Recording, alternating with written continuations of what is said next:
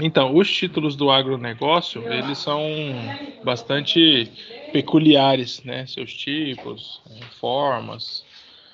E é bem interessante porque são vias, né, de captação de recursos pelo agronegócio muito amplas, abrem boas possibilidades, né, de ser feita captações de recurso em relação a esses títulos.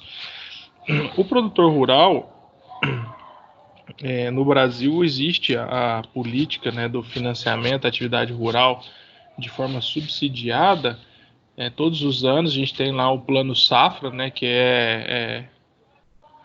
assim, apresentado pelo governo. Dentro desse plano, geralmente fala-se lá, né, não sei quantos bilhões para a agricultura, vai ser destinado para a agricultura e tudo mais. De onde vem esse recurso? Esse recurso desse crédito direcionado para um plano safra, onde atende todos os tipos de produção, seja de gado, animais, até todo tipo de plantio. Esse recurso, ele vem de diversas fontes. Só que o montante total, ele tem fatias de captação da poupança interna do país, da poupança mesmo, dos depósitos à vista. Existem regras definidas pelo Conselho Monetário Nacional de que um percentual dos depósitos em poupança, um percentual dos depósitos à vista em banco, sejam destinados para o financiamento da atividade rural. Daí, nesse ponto, então vai ter uma afluência de recursos privados, uma afluência de recursos públicos via orçamento público, e a União, né, que promove a política agrícola do país e o Plano Nacional de Financiamento à Agricultura Brasileira, ela garante a equalização de juros entre o custo de captação do sistema financeiro e o imposto não, e os juros repassado ao produtor. Porque a grande maioria, hoje com a Selic no patamar que está de 3%, mudou um pouco isso. Mas antigamente era muito comum os créditos rurais terem alíquotas de juros anuais menores do que a taxa básica de juro. Então, esse diferencial de juros entre o custo de captação normal do ambiente financeiro para o custo de repasse, essa diferença de juro, a União paga aos ofertadores, né, de poupança, aos detentores do dinheiro, a União que paga essa diferença. Então, quando há uma indicação lá de que 8% dos depósitos em poupança tem que ser destinado ao financiamento rural, ok. Quanto remunera a poupança por ano? Hoje, aí, 70% da Selic, a gente está falando aí de 2,4% ao ano. Se porventura o produtor rural vir a pagar menos do que isso, a diferença a União vai ter que pagar para os depositantes da poupança, porque eles vão receber o valor dos juros dele. A diferença é paga pela União. Então, isso aí é uma conta de subsídio de juros. Geralmente, os planos agrícolas contemplam um amplo dispêndio, né, de recursos do orçamento público para o subsídio desses juros. Então, a política agrícola nacional, ela tem um custo para o contribuinte, entendeu? Isso ocorre, isso existe. Hoje reduziu bastante, porque os juros estão mais baratos, então essa diferença está menor. Não há tanto dispêndio de recursos do contribuinte para esse propósito. Além desse crédito direcionado, que seria um crédito de direcionamento público via o plano agrícola de financiamento da agricultura nacional, que é feito todos os anos, existem títulos de crédito próprios do agronegócio, Uma empresa agrícola pode, às vezes, se financiar por uma nota promissória, não há impeditivo. Ela pode, às vezes, se financiar fazendo um desconto de títulos, igual a gente mencionou lá atrás. Ela pode. E ela pode se utilizar de algumas modalidades de crédito específicas do agronegócio, né? Tais como a CPR, seria a cédula do produtor rural, a CDA, seria um certificado de depósito agropecuário, o warrant agropecuário, a letra de crédito do agronegócio e o certificado de recebíveis do agronegócio. Vamos pormenorizar alguns deles aqui. Vamos lá. Esses títulos específicos do agronegócio, eles são mais flexíveis, né? Eles são mais alinhados com o interesse dos produtores ou dos compradores, né, da cadeia, que seria a indústria agropecuária, às vezes o comerciante, né, o depositário ali. Agora, assim, eu trouxe a questão, as modalidades de crédito específicas do agronegócio, para a gente mostrar aí um mundo um pouco mais além aí, que não é muito comum. Na verdade, quem nunca trabalhou com isso, acho que passa a vida sem saber que existe, né? É muito bastante específico. E, assim, uma empresa do agronegócio, ela pode se captar recurso, tal como as outras empresas fazem, né? Todas essas linhas aqui, esses tipos de operação, estão à disposição também de uma empresa do agronegócio. E, além disso, ela possui um portfólio de títulos, de formatos de títulos creditórios específico da atividade rural. O que esses títulos trazem de específico? Eles, na maioria dos casos, eles possuem um produto rural, eles giram em torno de um produto ou de uma atividade rural, né? Por exemplo, a cédula de produtor rural.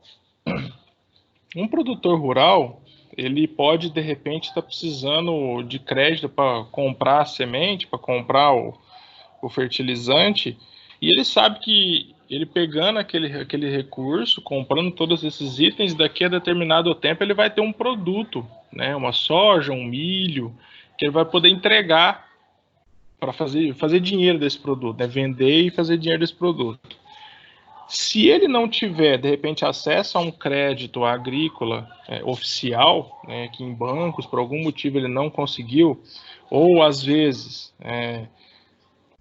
Vamos falar um pouco de crédito rural antes, né? Eu estava mencionando que o crédito rural é uma política pública anual, Plano Agrícola Nacional, dentro do Plano Agrícola Nacional. Todo ano o governo aloca um valor do seu orçamento destinado ao financiamento da atividade produtiva do campo. Esse crédito, hoje não mais, porque os juros estão muito baixos, mas há pouco tempo atrás, esse crédito ele chegava na mão do produtor a um valor de juros mais barato do que o juro padrão da economia, a Selic ou o CDI. E essa diferença de juro, exemplo, né, muito tempo aí o juro da economia era 12%, 14% ao ano, e o produtor rural conseguia um crédito a 6,5% ao ano, a 7%, 8% ao ano. Essa diferença do repasse, ela era bancada pelo Estado, dentro do orçamento público, ou seja, pelo contribuinte, né? Esse subsídio de juros, esse subsídio financeiro do financiamento rural era bancado pelo Estado, pelo orçamento público federal. Hoje, em decorrência da queda da taxa de juros, esse encargo social desse subsídio agrícola, do financiamento agrícola, ele está menor para a sociedade, né? A captação de recursos a mercado ficou mais barata, então o valor que chega para o produtor já se tornam juros competitivos aí dentro da atividade agrícola.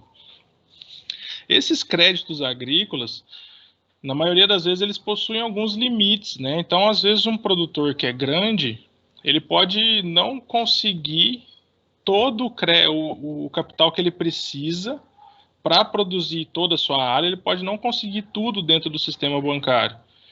Então, aí, nesse momento, ele pode, às vezes, buscar alguma alguma alternativa, né, de capitalização, seja ela via aqueles modelos de crédito empresariais que a gente mencionou, todos eles são possíveis para uma empresa do agronegócio, ou seja por meio de algum título específico do agronegócio.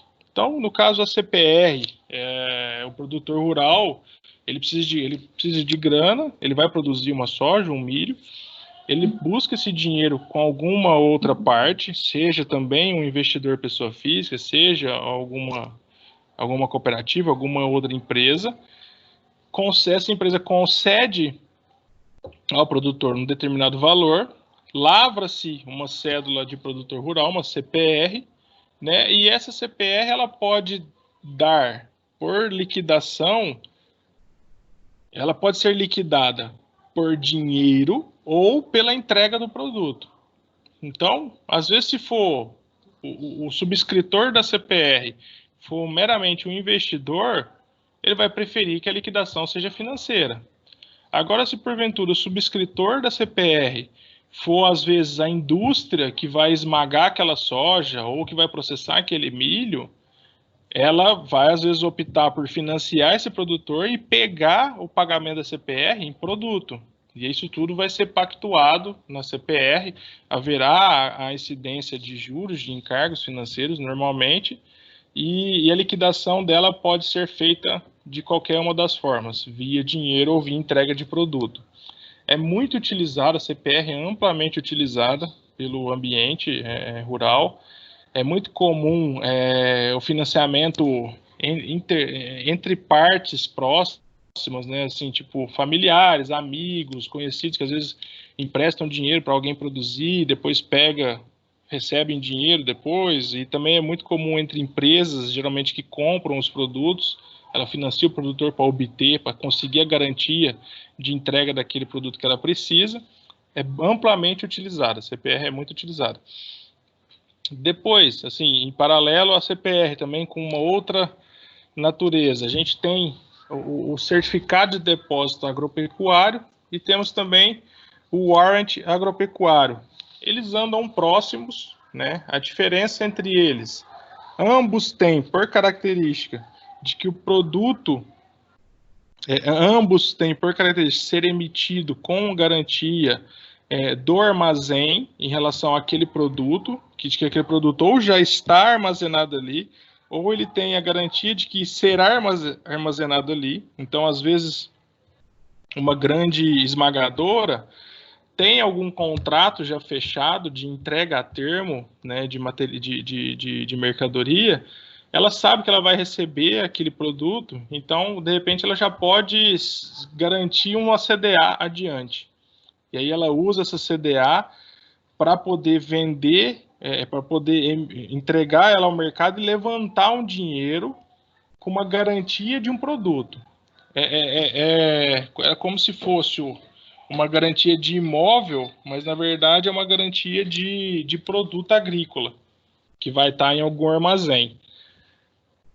A diferença entre o CDA e o warrant é que o warrant agropecuário ele é mais robusto do ponto de vista de garantia, porque ele já confere ao detentor o direito de penhor sobre o produto. Ou seja, o produto já é um fato depositado dentro daquele armazém. Se o detentor desse tipo de crédito não receber, não tiver seu crédito satisfeito, ele pode ir lá e penhorar a mercadoria no armazém e levá-la embora. Então, assim, geralmente o warrant ele é mais robusto do ponto de vista de garantias e ele, por conseguinte, ele consegue se captar um custo, né, financeiro menor por apresentar menor risco. E o CDA também, só que ele não tem essa garantia de penhor. Então, ele só é como se fosse só uma informação. O produto vai estar depositado aqui comigo, eu tenho garantia de que esse produto vai ser entregue para mim numa determinada data. Então, pode usar esse título para levantar um recurso aí que esse produto vai estar aqui para ser entregue. Só que ele não garante a penhora automática. O warrant garante. A letra de crédito do agronegócio seria a LCA. Né? A LCA, ela representa um recebível de uma operação. Geralmente, as LCAs, elas são feitas entre, assim, as principais LCAs no Brasil. No ramo de frango e suínos, tem as empresas integradoras, que são geralmente as empresas que têm os acordos com os produtores, né, que produzem ali o frango ou o porco que vão ser entregues a ela. E existem os frigoríficos ou as exportadoras. A operação que origina a entrega do produto da produção, se no caso o frango pronto, o porco pronto, para o frigorífico, ele origina um recebível em relação ao frigorífico. Geralmente, essas integradoras, elas podem colocar esses recebíveis de alguma empresa elas colocam, disponibiliza para o mercado, é como se fosse a troca do boleto da outra operação. Ela troca esse boleto com o mercado para pegar dinheiro no mercado à vista, em troca, às vezes, de um recebível de médio prazo, assim, tipo, vou receber isso aqui daqui 1 ano, entendeu? A LCA também pode ser feita por uma financeira que emprestou dinheiro para algum produtor rural, via um crédito rural, via uma CPR ou via algum outro título. Então, essa financeira ela tem um direito creditório, um direito de receber um valor de algum produtor rural, né? Ela pode inserir, criar uma LCA em torno de uma cesta de títulos de recebíveis e ofertar ela ao mercado. E aí, conforme esses títulos de crédito forem satisfeitos, o valor vai sendo repassado para os investidores. Para as LCAs, é igual às debêntures, igual às notas comerciais, as notas promissórias comerciais, elas podem ser vendidas entre os investidores. Então, às vezes, eu compro uma LCA, eu estou financiando alguma operação de crédito no agronegócio, eu vou, conforme essa operação de crédito for sendo satisfeita, eu vou recebendo o meu dinheiro, vou receber minha LCA lá na liquidação dela, e eu posso, no meio do caminho, optar por vender essa LCA para algum outro investidor que queira entrar no negócio. Eu estou precisando do dinheiro, eu posso sair antes. E o eventual rendimento que ocorre nessa LCA, para a pessoa física investidora, ela é isenta de imposto de renda. Então, é bastante interessante para o investidor, pessoa física, investir em LCA, em CRA, porque geralmente elas pagam um prêmiozinho em relação à Selic, em relação ao CDI. Então, é uma boa modalidade de investimento. E, assim, a LCA, ela possui garantia do FGC, que é o Fundo Garantidor de Crédito. Então, até R$1 milhão investidos em LCA, se o devedor não pagar a LCA, o Fundo Garantidor de Crédito garante o cumprimento da obrigação perante o investidor. Então, a LCA para o pequeno investidor é um bom negócio, é um bom lugar para se investir. Tá? O CRA seria a irmã mais próxima da LCA. Ela, assim, não tem, a diferença entre elas é que ela não tem a garantia do FGC, né? Então, se tiver um calote, vai sofrer o calote. Ela também é isenta, né, de imposto de renda, então, nesse ponto, ambas são boas. E, geralmente, a emissora da CRA é uma securitizadora, é um player menor do mercado. Já a LCA, geralmente, ou é um player de dentro da atividade agrícola, por exemplo, uma BRF, uma cooperativa famosa, uma JBS da vida, ou, às vezes, um grande banco, né, que tem um monte de operações de crédito por trás e consolidou isso dentro de uma cesta de ativos e ofertou isso numa LCA para o mercado amplo, né, para o mercado de varejo. Então, a CRA, ela é uma operação um pouco mais arriscada. Apesar de também ser isenta de imposto de renda, ela tem que ser tomada com um pouco mais de risco, e por ela não ter cobertura do FGC. Então, se ocorrer default, se não for paga, o investidor vai perder o dinheiro junto.